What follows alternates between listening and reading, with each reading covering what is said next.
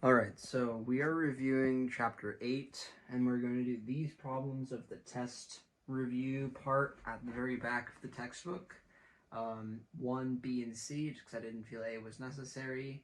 2, we're not going to do 3 because that one's annoying. 4 through 8, and also to take place of 3, I have a custom one that will come after 4. And then 9, B, C, and I didn't feel A was necessary because it's a very similar thing to what we're doing on 1C. Alright, so we are given these problems and told basically just to evaluate, to solve for what value it equals. Alright, well first let's draw what cosecant, or let's draw what this angle would look like in standard form, just because that'll help us visualize it. Now, we know that if this were to be negative pi, then it would be 180, starting here and going around this way. So it's a little bit less than that, so it's probably going to be in the third quadrant. And we also know that if we divide it by 6, just really quick, pi over 6 is equal to 30 degrees. It's a horrible 3. 30 degrees. So if we know pi over 6 is 30 degrees, then we know that negative pi over 6 is 180 plus 30 degrees. So it would look like 210 degrees, but it's actually negative 5 pi over 6, or 150, negative 150 degrees. So then now let's solve for our reference angle. Our reference angle is 30 degrees. Okay, so that's our reference angle. And then now we're looking for the cosecant. First of all, let's just take into our account all students take calculus. So all positive, sine positive, cosecant is sine, so sine would be positive there. Tangent is the only thing that's positive there, which means that whatever our answer will be, it will be negative. So answer is negative. Okay? Now, we know that if cosecant is the inverse of sine, then it's the inverse of whatever our y value is here. So let's really quick recall that our 3 key values are rad 3 over 2, rad 2 over 2, and 1/2, with this going in descending order of greatness. So if this here is there's a reason why I try to draw this accurately. If this here is a longer x, so a greater x than y, and it's a 30 degree, we know that the two components that make up 30 degrees are this one and this one, then we know that this 30, the y is less, which means it has to be the lesser of the two, which would be 1/2. Okay, so our answer looks like 1/2, but our answer is also negative, so it's actually negative 1/2, which makes sense because the y value here is negative. And then also we're dealing with the cosecant, which is the reciprocal of sine. This is sine, so let's make this the reciprocal. Our answer here is negative 2. All right, 1c, much more simple. So 1c has sine squared, this random number, plus cosine squared, the same random number. Now, if you remember from our Pythagorean theorem, or Pythagorean identities, sine squared theta plus cosine squared theta is equal to 1. Well, I mean, we have two angles here that are the same. Sine squared, this could be interchangeable with theta, plus cosine squared interchangeable with theta, and the same value. So we know that everything is equal to 1. Okay? Now, let's move on to number 2, which is a little bit more difficult. 2. We have this equation, 1 over rad 16 minus t squared, where it actually gives us our value for t. T is equal to 4 sine of u, variable, where u is between 0 and pi over 2. So really quick, what this is telling us is this is in quadrant 1, and quadrant 1, everything is positive, meaning that whatever value we get out of this, t is going to be positive. there's no iteration where t is not positive, which means that this sign here won't change. Not that it would matter anyways, because we're multiplying, or we're squaring it, so it'll always stay positive. Okay? So, let's just plug it in and simplify it down. We get 1 over rad 16 minus 4 sine u squared. Okay? Now, let's square all this. Because this is one term, we can quote-unquote distribute our exponents. So now we're left with 1 over rad 16 minus 16 sine squared of u. Okay? Now let's pull out a 16 from both of them. And 16 is a perfect square, so we can pull out a 16, hit it with the radical, and then we have a 4 on the outside. 4 rad 1 minus sine squared of u. All right, really quick, I just want to clarify something. This is not going to leave you with negative sine squared of u, because when we divide out a 16, we're left with a 1 for this, hence this 1 coming out. I actually made the mistake immediately of just like deleting this 16, thinking, ooh, 16 minus 16 or something like that. But no, you can't do that. Okay, so we're left with 1 over 4 rad 1 negative sine 2u. Okay, quick thing, really quick. What was our Pythagorean theorem identity before? Sine squared theta plus cosine squared theta is equal to 1. Well, if we rearrange that, we can make it look like this. Let's subtract a sine on both sides. 1 minus sine squared theta is equal to cosine squared theta. Okay, well now we can get this down to one term. 1 over 4 rad cosine squared theta. Hey, this is squared, this is a square root. 1 over 4 cosine theta. Okay, you might think we're done. We're not done. Now, let's just reverse this whole cosine nonsense we have going on here. So we have cosine in the bottom, in the denominator, will then flip upwards to our numerator to become a secant. So we know that secant theta over 4 would be our total finished answer. All right. Just checking to make sure that that is what the answer is. Not that I doubt myself. Oh, it's not secant theta. It's secant u. I don't know where that u went. I just started working with theta up there, so I just mentally switched to theta. All right. Now that's our answer for number 2. Okay?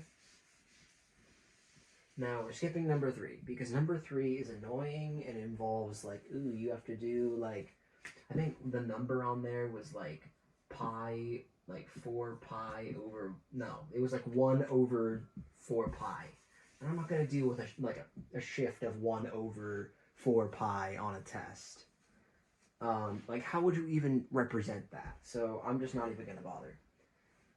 So let's go to I think I want to do my custom one first. Okay, so this is the custom problem.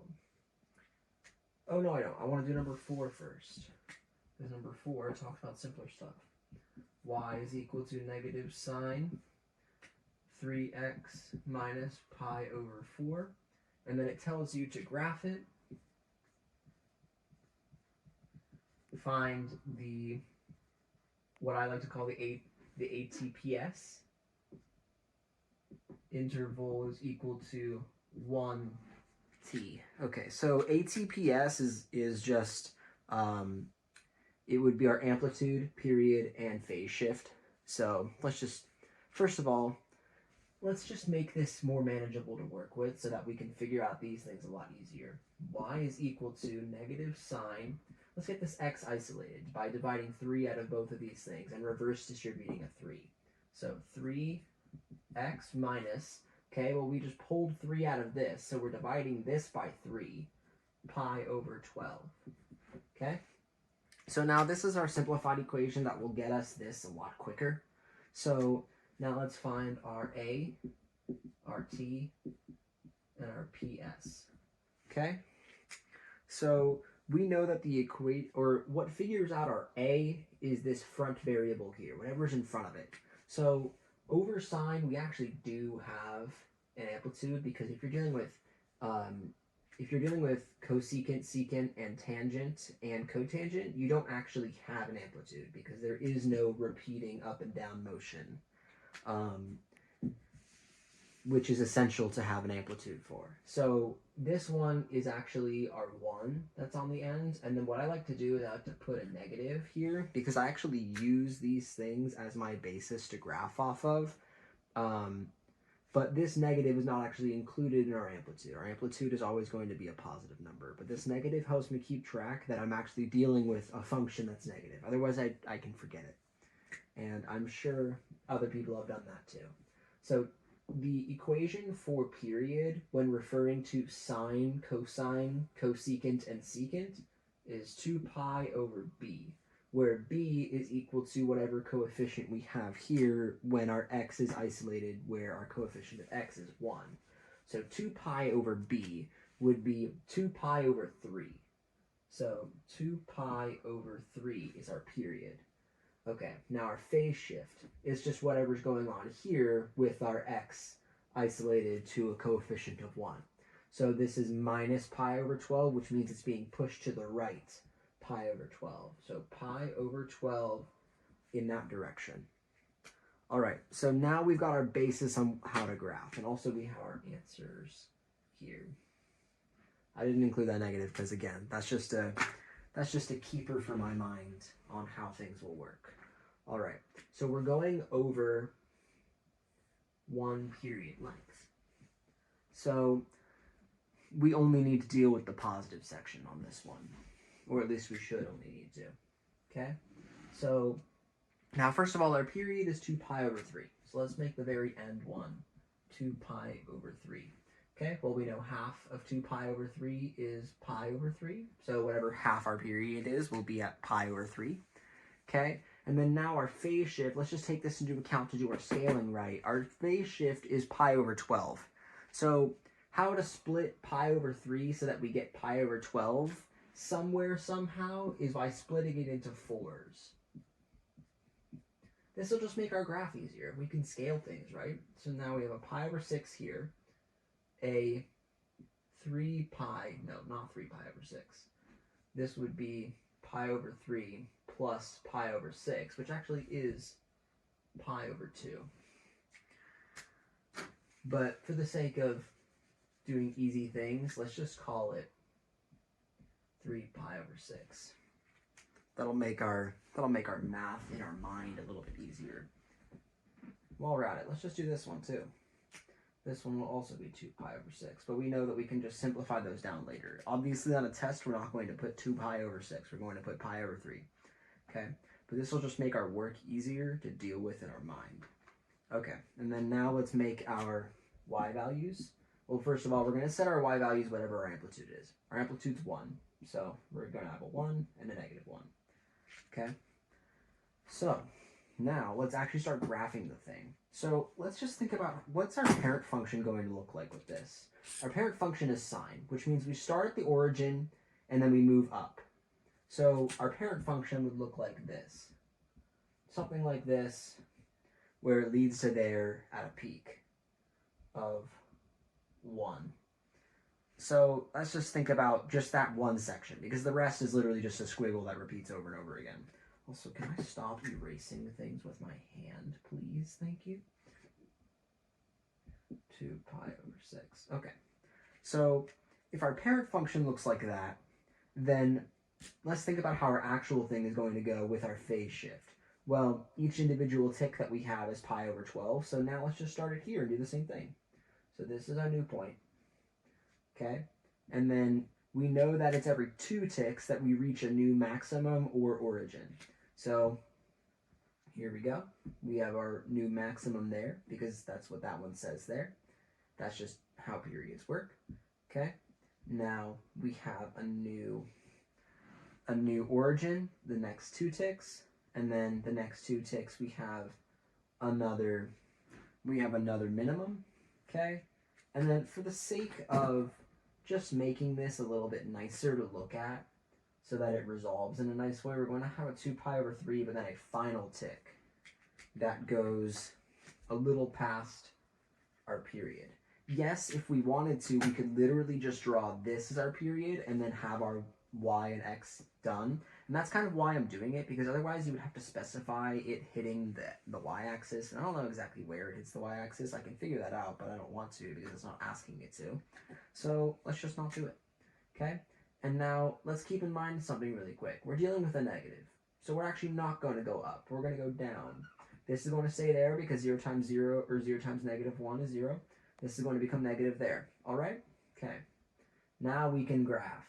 We can connect our dots in a smooth curve that won't look like a 6-year-old drew it. All right. So that's our one period of the graph y equals negative sine 3x minus pi over 4. Okay? And then that's our one period. Let's erase this because we don't need parent function anymore. Okay? So that's our completed graph. All right. Now, it only asks us about 1t. Otherwise, we would do more. Okay? Now, let's go to my custom one.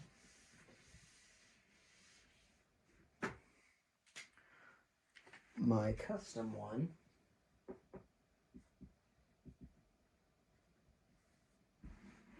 is y equals negative secant 2x plus pi over 4. Okay? So now we're dealing with secant. So we're dealing with reciprocal of our normal parent function. So how is our graph going to change? Well, we'll see in a second. But what it's asking for in this one is the graph, ATPS. I don't need to write graph. That's obvious. Our x's and y's. Okay, so now we're getting into more stuff. Our asymptote. Okay, even more. We're dealing with asymptotes now. And then over interval of 1t. Okay, so we're dealing with only the interval this. Okay? The interval of one period measure. Alright, so first let's just isolate our x to make our math a little bit easier. Negative secant, divide out a 2 here. From both of our terms, we get pi over 8 if we divide pi over 4 by 2. Draw 2 parentheses there. And now we have our thing that we can pull our ATPS from. Okay, so we have an A, a T, a PS. And also there's a fourth thing here called V, but we haven't been dealing with it. That's just called vertical. And that's just our Y shift. So if we had like a +1 here, our V would be 1 in the up direction. So, yeah. All right, A is 1. Let's keep our tracker of negative, but let's keep in mind we're dealing with secant. Secant does not move in harmonic motion like that. So actually, the fact that we're even dealing with a 1 is negligible. There is no amplitude for this. But then we're going to draw a -1 here just to keep track of things with our own mind. Okay, so now, and that's just because the actual graph for what secant looks something like this, which does not have, that has repeatable motion over and over again, but it's not in the same way that a normal graph would if you're dealing with sine waves or cosine waves. So there is no amplitude. All right, now our period. So our period was secant, or would be cosine, is 2 pi over b. Okay, b is that coefficient of whatever x is when it's been pulled out. So 2 pi over 2 is pi. Okay, now, just making sure I'm on the right track. Yes, I am. Phase shift is this thing when x has been isolated. So now we're dealing with a phase shift of pi over 8, and then because this is a positive, it goes to the left. Okay? So now this is our AT and PS. Okay, so now let's actually graph the thing. Let's graph it over one period. Okay? Because we're dealing with a left shift, let's actually extend this a little bit to the left. Okay? So now our total thing is over the period of pi. We're dealing with things that are in pi over 8, so let's make it a half. And then now that we have it, let's put it into fours, kind of like the other one. That's why I customized this one. And let's do one more over here because we're pushing things back that way.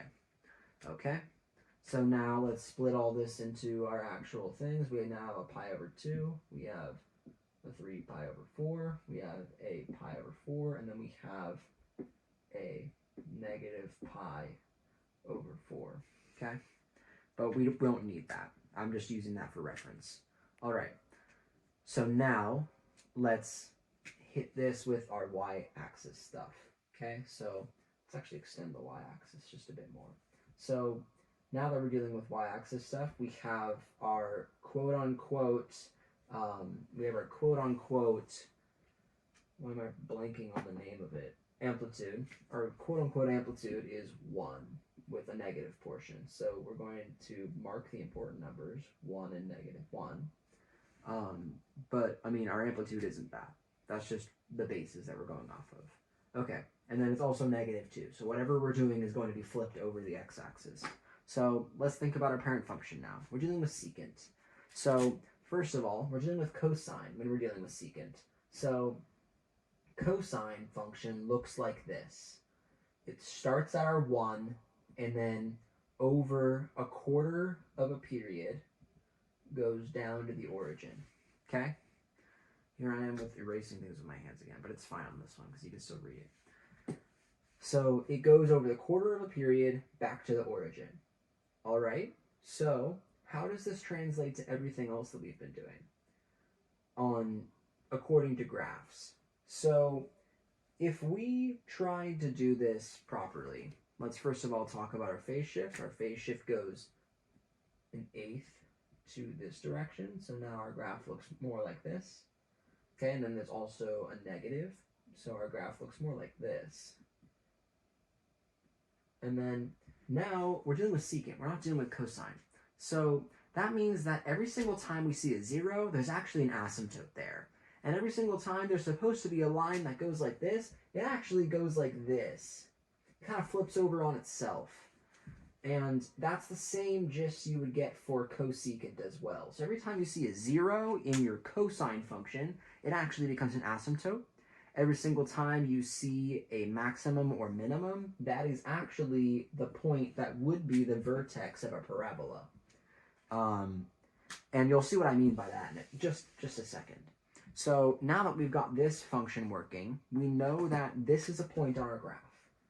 Okay?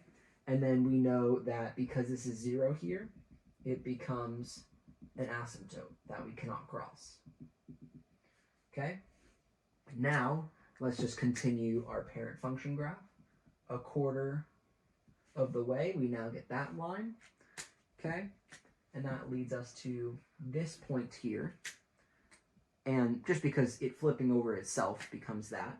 Now, another quarter, we reach another 0, which is actually an asymptote right here at this number. Okay, and then now let's continue it all the way. So we reach another minimum for that here. Okay. Now really quick, let's just extend this out one more just so we can include this final asymptote here.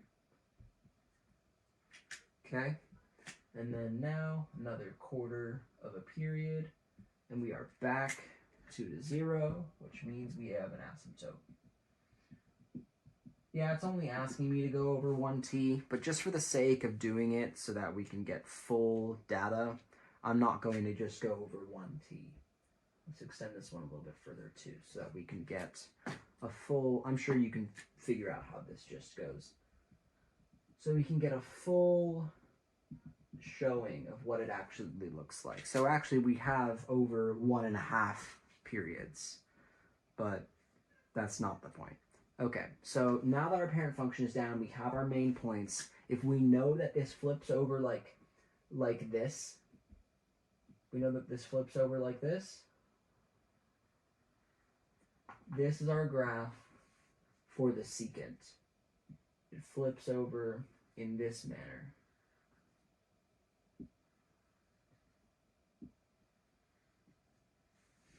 There we go.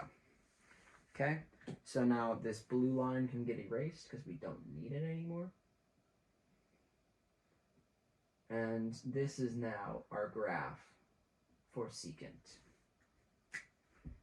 And this is what I mean by saying that those points are the vertex of a parabola. I mean, these are parabolas. So I don't really know what more to say. And this is your graph for that. Okay, but we're not done because it asked for more. So we also want to know our x's, our x-intercepts, our y-intercepts, and our asymptotes. Okay, so first of all, there isn't any x-asymptotes. So no x's.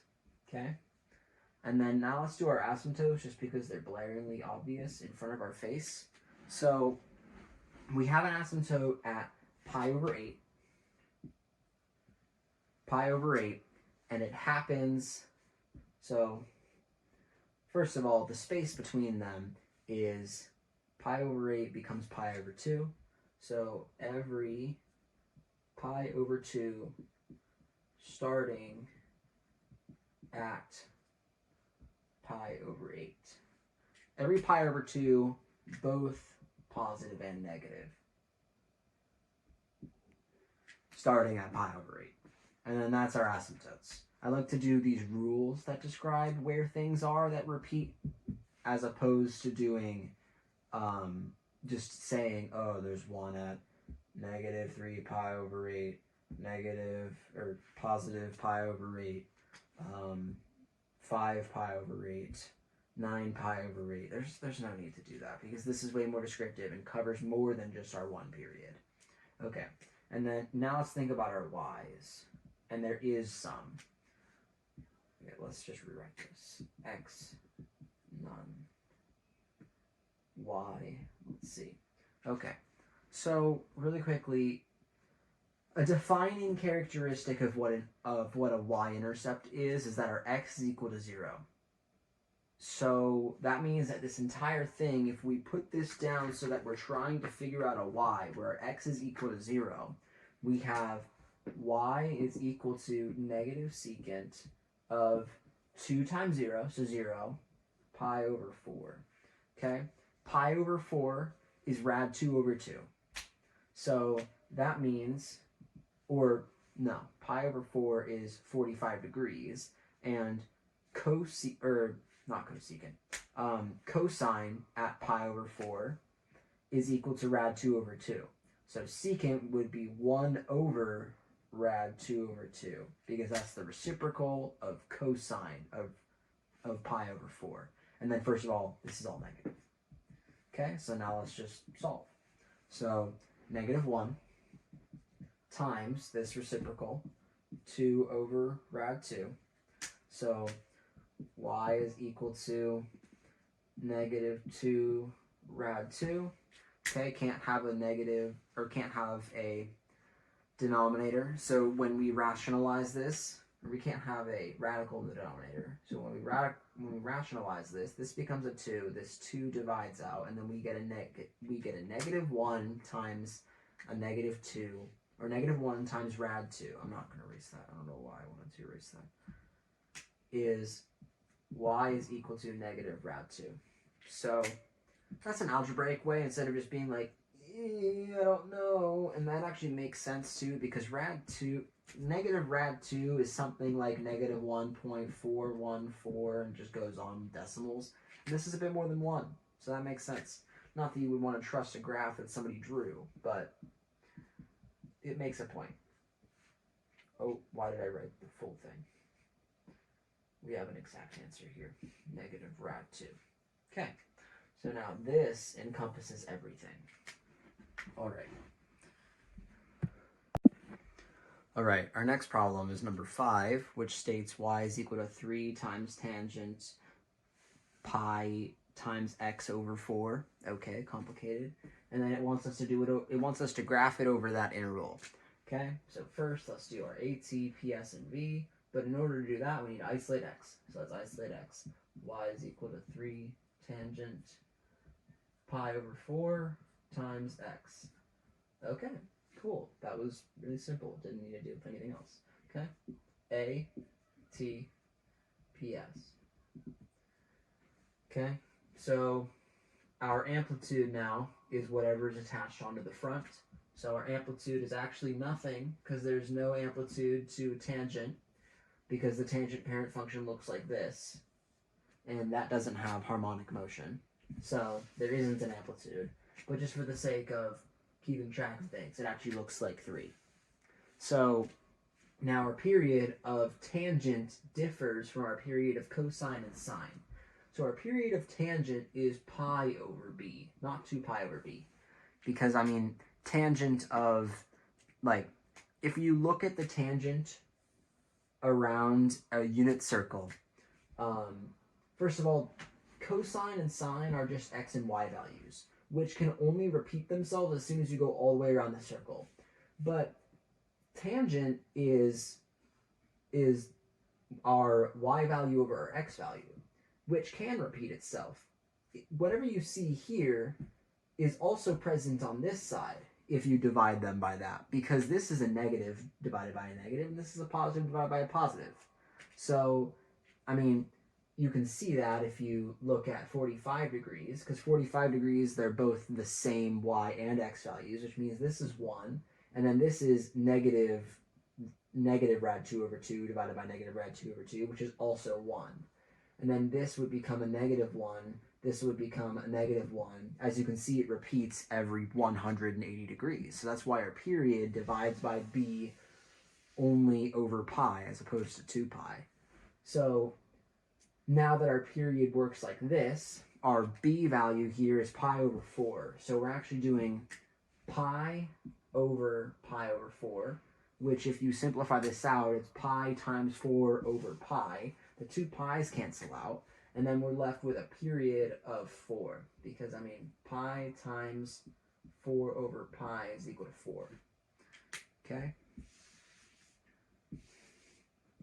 Now our phase shift, there isn't one. There's no other term here that tacks on, so there is no phase shift. Okay? So now this is our A, T, and PS. Actually, you know what? It's not even asking for that, but it's fine. Yeah, I just like to box things, I guess. Okay, no phase shift. That means our graph looks simple. Okay, our T is 4. It only asks us to do over 0 and 4, so that's perfect. It's not like it was planned like that. It probably was.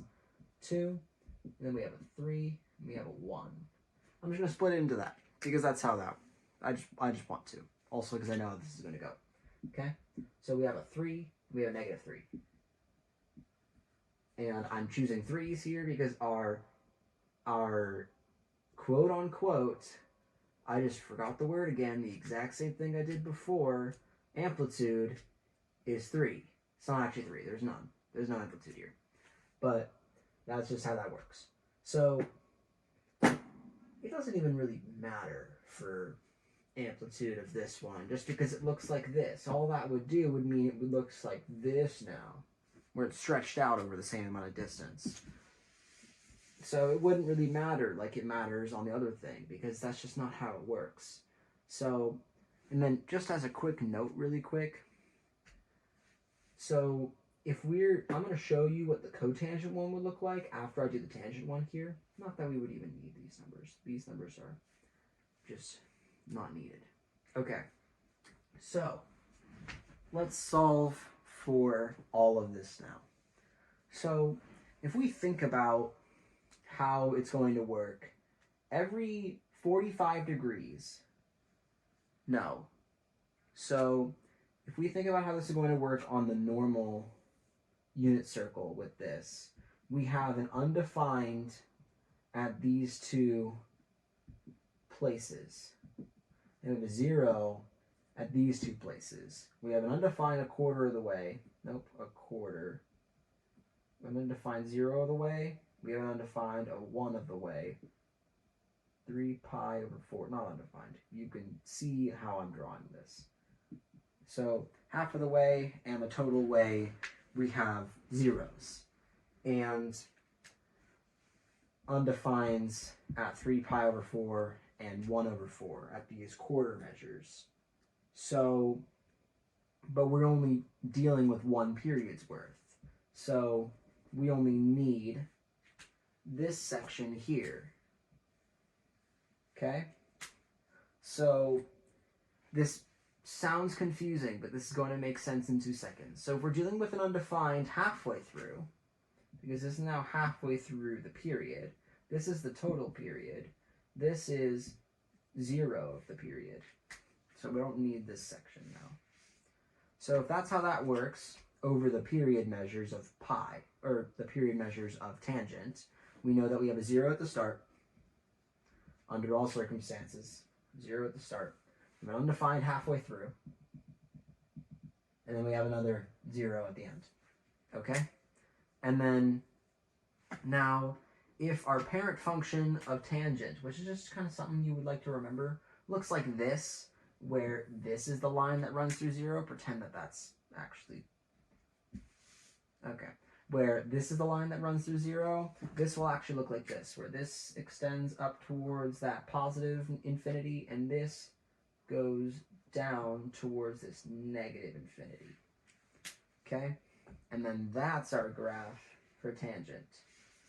Okay? The hardest part is picking where these asymptotes go.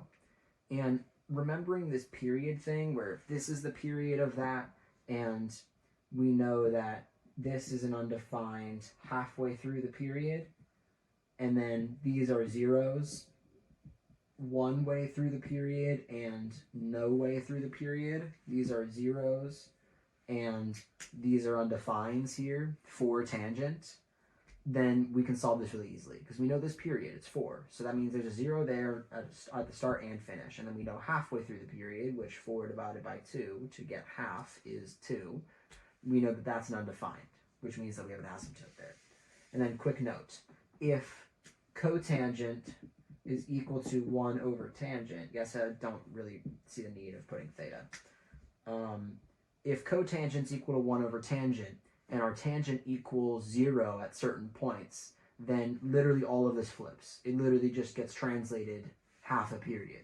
So that means that our cotangent, just to give a description of what our tangent would look like, or our cotangent would look like, is we would have asymptotes along this line.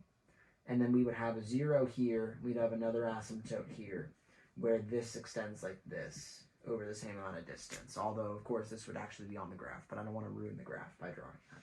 That's what our cotangent would look like. Okay? Now, with that being done, we have this. Okay. Now we've gotten through all 3 kinds of graphs, which means hopefully we're not dealing with any more graphs. Are we dealing with any more graphs? No! We're not dealing with any more... Oh, we are dealing with graph. See, they're painful. They're annoying. I don't want to do them. But I know that it's good practice. I know that it helps people learn. So I'm just going to keep doing the graphs and keep torturing myself with the graphs. But it's fine. It's fine. It's fine. 25 revolutions per second, where 6a wants to know this in radians per second as opposed to revolutions per second, and then 6b wants to know this linear speed at 5 centimeters from center. So literally just r is equal to 5 centimeters. Okay? So if we want to know these things really quick, and we want to know this in radians per second, we want to convert revolutions to radians. Well, first of all, 1 revolution around a thing is, in radians, 2 pi. If we start here, go all the way around, and then get back to here, we've traveled a distance of 2 pi.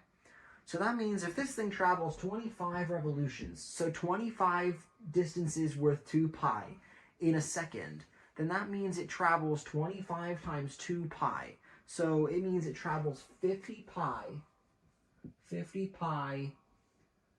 per second. So that would be our answer for number 6. It's literally that simple. Just revolutions per second, there's 2 pi in 1 revolution, 2 pi times 25 is 50. Okay, now linear speed is a little bit more complicated, because the equation for linear speed is velocity. It looks like a v, but it actually means linear speed. is distance over time. Okay, well, our time is unchanging here. And let's just clarify something really quick. So, what's our distance here? Our distance is not this much. It's not just 2 pi. So, our distance, when we're talking about linear speed, is the same type of thing we're going on here. Because in 1 second, it travels 50 pi. So that's our distance. Our distance is 50 pi over 1 second is equal to v. And then we know that if we want to know distance, because this just describes revolutions in radians per second, but we want to know in centimeters per second now, because that's what linear speed does. We have to basically take this and multiply it by the radius, because what we're looking for here is the arc length. So our distance is equal to arc length. In other words, can I spell length? Our distance is just the amount of travel that we've had. So arc length, which means if we have to go a million different times in a circle to describe a length, then that's what we're going to do. And the arc length equation is S is equal to radians times theta. And this is where your circumference equation comes from, because when you travel the distance of 2 pi, circumference is equal to 2 pi, which is our radian measure, times r. So this 2 pi just converts back to its radian. We know that the amount in radians is 50 pi, so 50 pi times r, like our equation, is 5 centimeters. So our linear speed is 250 pi per second. 250 pi, let's specify, centimeters per second. So that's our linear speed now. That didn't need to be that complicated. You can just memorize v is equal to distance over time, and the amount of distance it travels is the amount of radians it is. But I like to explain why things are, because it helps lock it in your brain. Or at least it helps lock it in my brain. I don't know. But I'm sure it'll help you guys to know where certain things come from. Because in 6th grade, you remind yourself that circumference is equal to 2 pi times r. And then in pre-calc, it should probably be 12th grade. In pre-calc, in 12th grade, you learn that arc length is equal to radians, theta in radians, times r.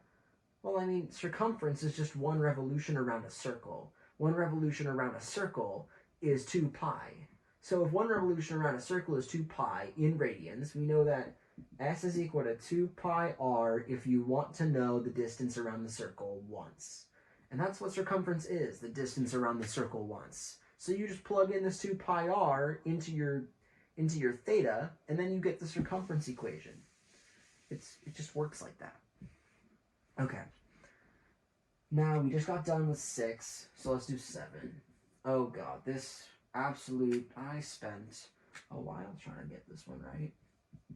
Cotangent theta over 1 plus tangent negative theta plus tangent theta over 1 plus cotangent negative theta is equal to cotangent theta plus tangent theta plus 1. Okay, so really quick, I don't want to call it a disclaimer, but it is. So on our test, we're not going to have something nearly as complicated as this for a proof. At least our teacher isn't going to torture us with anything more complicated than this for a proof. So what I'm going to go through here is all the steps, and this kind of is just an all-encompassing thing that can help describe how these proofs work. And first step for a proof is let's look at the more complicated side and only touch the more complicated side. So we're not going to be switching anything over from sides. We already know because it's a proof that this is equal to that. We already know that this is true. So we're not trying to solve for what theta is. We know that it's true under all circumstances. So let's only look at the more complicated side and then try to reduce it down to where it equals the less complicated side. All right. First step when doing any of this, let's get all of thetas down to just theta. because one, that'll help you with writing because then you won't need to write theta again, and then two, it'll just make your work a lot easier if you know that. Okay, so we have a negative theta here and we have a theta. Those are our two different variations of theta. So now let's get all of these down to just, I'm going to use a different color. I'm going to use this magenta. So we have a cotangent theta 1. Okay, to get this negative off of this, we know that when you take the negative angle of tangent, which means that instead of going up here, you're now going down here. Well, we know that over here it's positive and over here it's negative, because tangent here you're dealing with a negative y and a positive x, which equals a negative number. Over here you're dealing with a positive y and a positive x, which equal a positive number. Which means that if we want to pull this negative out of that there to get everything in terms of just theta, then we're going to have to pull a negative out of everything. Because if we pull a negative and we divide all of this by -1, then we get a positive. Yay! So let's pull a negative out of everything. So now we have 1 minus tangent theta. Okay? And then now we have the same exact thing on this side. Cotangent is no different because it's literally just x over y now. So negative cotangent theta. Okay, now I'm not even going to write this side because we don't need to. We're only focusing on this side. Okay, so now what do we do from here? Well, I mean, there's kind of two routes you can take, but I prefer to take the first route, which is to get everything here down in terms of sine and cosine, because that will make things easier, and then later we can switch it back to cotangent and tangent. Okay, so let's just convert everything now.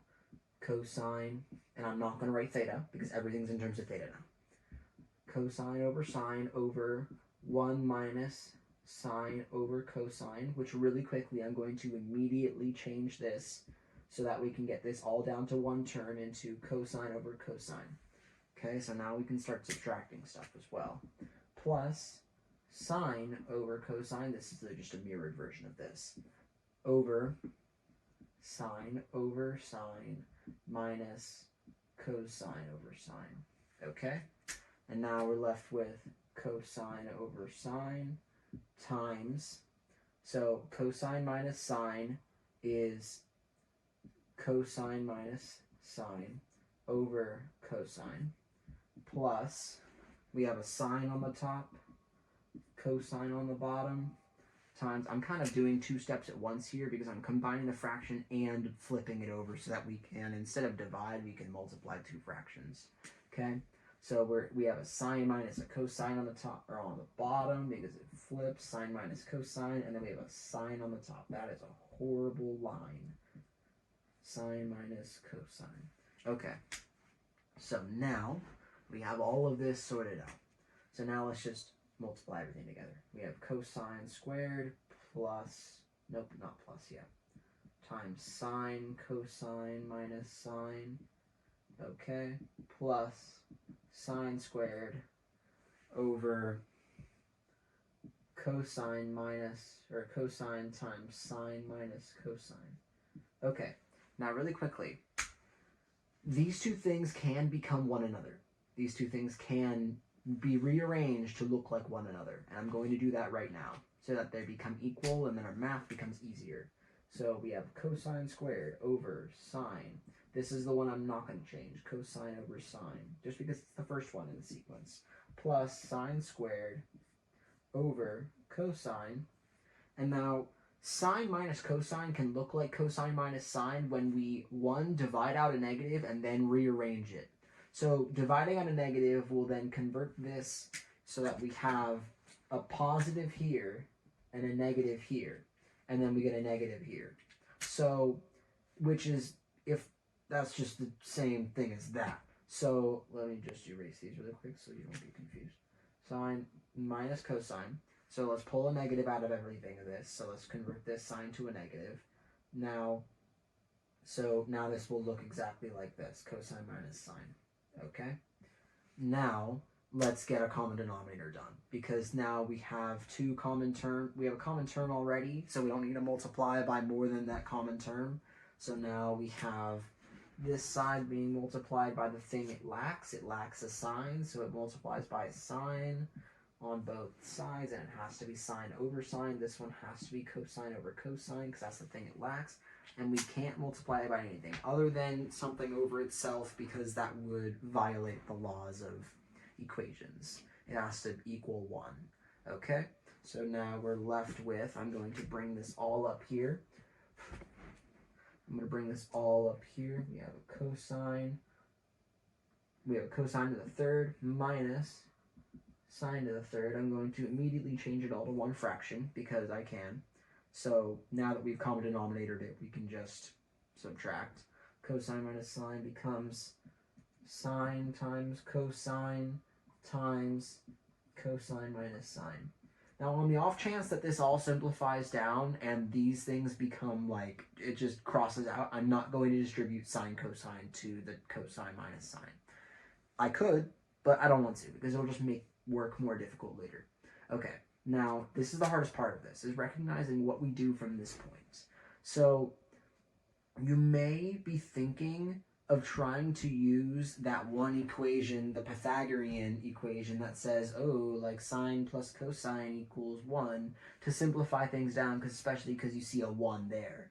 Well, that's actually not what we're going to do. And then the other thing that we're thinking of is this a difference of squares? No, because we're dealing with third powers. But there is an equation for the difference of cubes. So we're dealing with the difference of cubes now. So the difference of cubes states we have x to the third minus y to the third is equal to x minus y, where minus is the same sign as the one here, times x squared plus the opposite sign as the one pictured here, times x times y, and then always positive on this instance, y squared. That's a very obscure just equation that I don't even think you should have this memorized. I think that it's just not really necessary because she said, I mean, when I say she, I mean our teacher, but I don't know about your teacher, said that we don't need to know like things into this depth because they're not going to be this complicated on the test. But I mean, here it is. Okay, and then under any circumstance where this is a plus, that would become a plus and that would become a minus. So, I mean, when all is said and done, if we converted this thing to that, it would just be the same exact equation and would all simplify down the same way. But, yeah. Okay. So now we have a cosine minus sine. Hey, it did simplify down. Oh, that's not an x. Is cosine squared plus sine cosine plus sine squared. Okay, well now there's kind of two steps we can take from here, and I'm going to do one of them soon. And then this is all over sine cosine minus sine. Okay, well these two cross out, so if these two cross out, then we're left with cosine squared plus sine squared, which is 1, but I'm actually not going to do that, and you're going to see why. Because otherwise we're not left with something that looks like that. So let's actually just like redistribute all of these and turn this into 3 fractions. So we're actually going the opposite direction now. So we have a cosine squared over sine cosine, you can probably see where this is going now, plus sine cosine over sine cosine, plus sine squared over sine cosine. Okay, well then this all distributes down. This becomes just cosine over sine, cotangent, and I'm going to put thetas here now because things actually will turn out to look like that, over sine cosine over itself, which is 1, plus, now these two sines cancel out, we're left with just a sine over a cosine, tangent, theta, which is the exact same thing we have up here, but just rearranged. So then our proof is checked off. And our answer is all this work. So I'm just going to put a check mark and box that so as not to waste more pen ink. Because I already had to go buy new pens. Okay. Where'd my eraser go? I don't know. I'm so discombobulated because that stuff is such a doozy. Okay. let's see, how far are we? We have, oh my god, 25 minutes, and I just paused the other video. Okay, so I'm going to pause it again, and then we'll go on to 8 and 9. Woo, a lot of writing. Okay, simple harmonic motion described by this equation, where the t here is equal, the t here is in seconds, and the x is in centimeters. All right, and then we actually can have a negative centimeters, because this is probably describing something that looks like a pendulum, where if we have a pendulum that looks like this, where everything to our right is positive, everything to our left is negative. I mean, and we can also have one that faces this way, where things are actually up and down. Then that means that it goes tick, tock, back and forth, and then it, if you were to graph it over time, it would go tick, tock, tick, tock, tick, tock. Hey, that's something that looks like that. So that's why we can even represent harmonic motion, and it's called harmonic motion just because it looks the same every single time, and progresses with the same amount of time every time. And that's also why it's called simple, is because it can be represented simply, or at least somewhat simply, because I mean, look at that equation, it's annoying. By this whole thing. So let's graph it. Let's just go straight into it. Okay? So let's just rewrite this as its actual equation. That would make it work easier for us to grab the ATPS from. Okay? Pi over 3 t. Okay? That's what we're taking out of that to isolate our t. Okay? A, t, p, s. I'm actually going to write them above. A, t, p, s.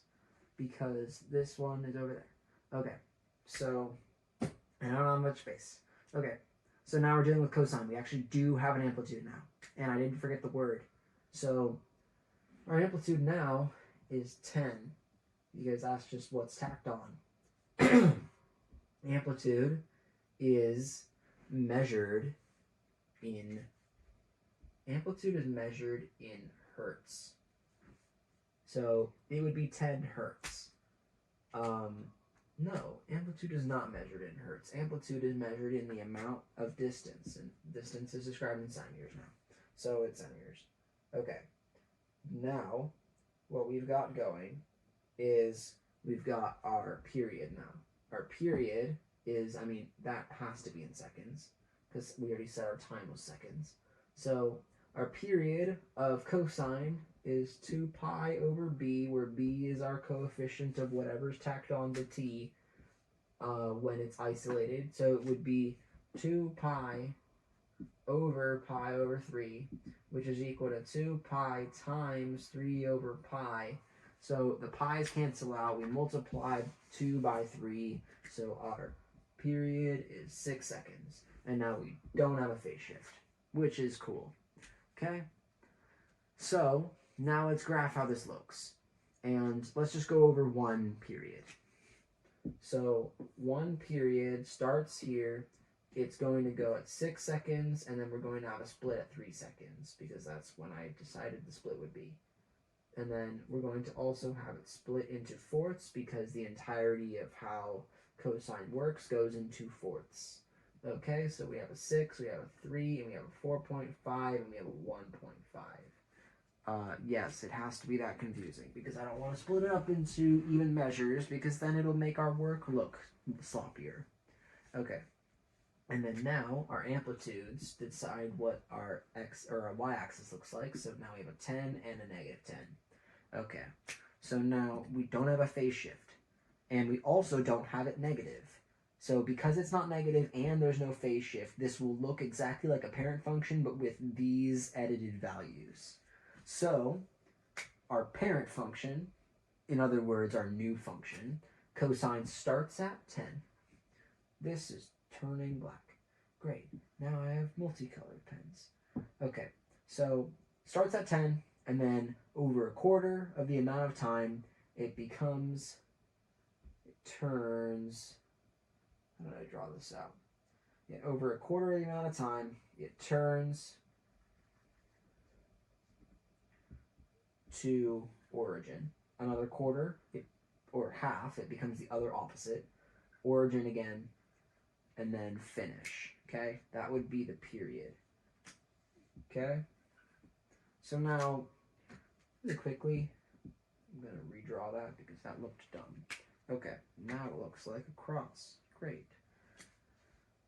So now we have our graph.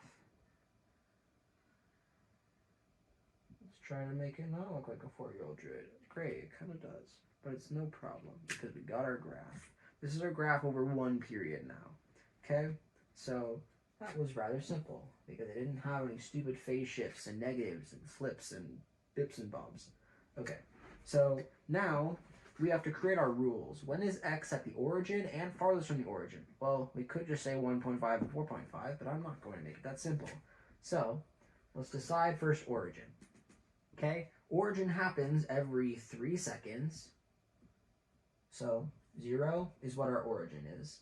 And then we have a max, and then we have a minimum, because that's what furthest means, is what are our max and mins. So it happens every 3 seconds, every 3 seconds, plus or minus 3 seconds, starting at our first value, 1.5 seconds, okay? Now our maximums happen every 6 seconds now. Every 6 seconds, starting at, plus or minus 6 seconds, at 0 seconds. Okay, now our minimums happen also every 6 seconds because minimum would just repeat again as this continues back down to minimum, because maximum and minimums only happen over a period length, whereas origins happen twice every period. So it would be period divided by 2. So every 6 plus or minus seconds, starting at 3 seconds. Okay, now these are our rules for origin and the furthest froms. All right, now we have 8 done. How are we going with time? Because this video is looking long already. Okay, not that it wasn't long before even 7 was done, but it's fine. I'm not bitter. This one's actually simple. This one is short. 9C and 9B, it just tells us to evaluate sine 5 plus sine, oh, why did I draw that there? Sine negative 5. And then 9C states tangent of 1 plus tangent negative 1 minus 2 pi. Okay? Now, although these are pretty important despite being short ones. Okay, so with the same logic that we did on number 7 that told us that we can have tangent negative theta is equal to negative tangent theta, we can do a very similar thing for sine. So our logic on how this works is we have this again. So these are 2 different points where this here is theta, this here is negative theta. So when we negative our y, when we do this whole thing, sine refers to our y value. So our y value actually does change here from positive to negative, meaning that we can discard this negative here in exchange for the negative here, in the same manner that we did in number 7. Because, I mean, if you have a sine of any number, and then you try to pull the negative from it. So if we say this is negative and we try to pull the negative from it, we have to balance it out somehow by adding the negative back over here because it doesn't just stay the same. So because of that, we know that now the equation looks like this. Sine 5 minus sine 5. Anything subtracted by itself is 0. Very simple. Okay? 9C, tangent. So tangent 1 plus tangent. Okay, so this is a lot more complicated now. Let's not precariously subtract negative 1 or 2 pi from negative 1. Let's not do that. We don't need to. So if we know that tangent repeats every pi, if we know that tangent repeats every pi, then minusing it by 2 pi doesn't make a difference. So it doesn't even need to be there. It just means the same thing. We can actually verify that by plugging into our calculator, but I don't want to do that. So if we know it repeats every pi, this could actually be pi, it could be 3 pi, it could be any multiple of pi where x is, like, it could be any x times pi where x is a whole number. It could be negative or positive, I don't know, but it could be anything.